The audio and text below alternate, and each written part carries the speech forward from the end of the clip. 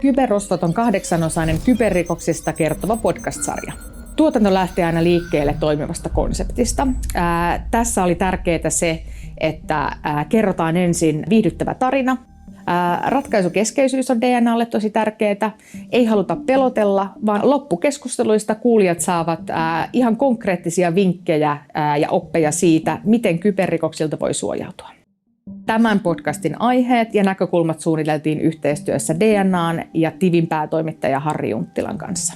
Me haluttiin tietysti DNAn tunnettuutta lisätä yrityspäättäjien keskuudessa. Lisäksi haluttiin profiloitua varteenotettavana tietoturvapalvelun tarjoajana ja kumppanina. Kolmas ehkä tekijä oli sitten, että haluttiin kantaa yhteiskunnallista vastuuta, eli koetaan, että tämän podcastin myötä pystytään lisäämään yritysten tietoisuutta kyberrikollisuuden eri muodoista ja tarjota ihan konkreettisia vinkkejä parempaan kyberturvaan ja sitä kautta ehkä turvallisempaan Suomeen. Ja syy, miksi sitten TiVin kanssa, niin koettiin, että TiVin avulla pystytään sitten tavoittamaan meidän kohderyhmä mielenkiintoisella tavalla ja oikeassa ympäristössä. Meidän pitää jakaa tietoturvatietoutta. Ja mikä onkaan parempi keino jakaa sitä tietoutta kuin tämmöinen helposti lähestyttävä ja varsinkin mielenkiintoinen formaatti. DNA halusi tavoittaa pienten ja keskisuurten yritysten päättäjät ja kertoa heille, miten DNA voi auttaa tietoturva-asioissa. Me lähdettiin tavoittelemaan podcastilla semmoista 500 kuulijaa per jakso ja koettiin, että se on jo aika hyvä tulos B2B-podcastille, mutta me ylitettiin tämä tavoite ainakin 4-kertaisesti joka jaksolla ja kuulijoita tulee edelleen lisää. Eli ollaan todella tyytyväisiä jokaisella mittarilla.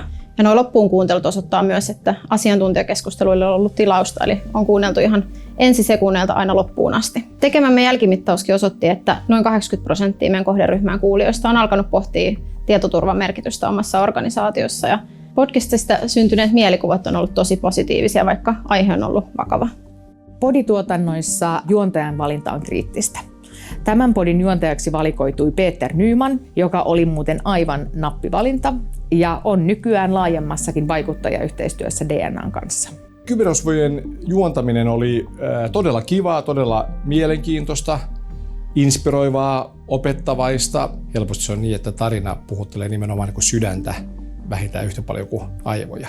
Ja se niin tunnepuolisin sai ihmisten ehkä myös paremmin heräämään, että hetkinen, että joo, tämä oli todella, näinkin voi käydä siis.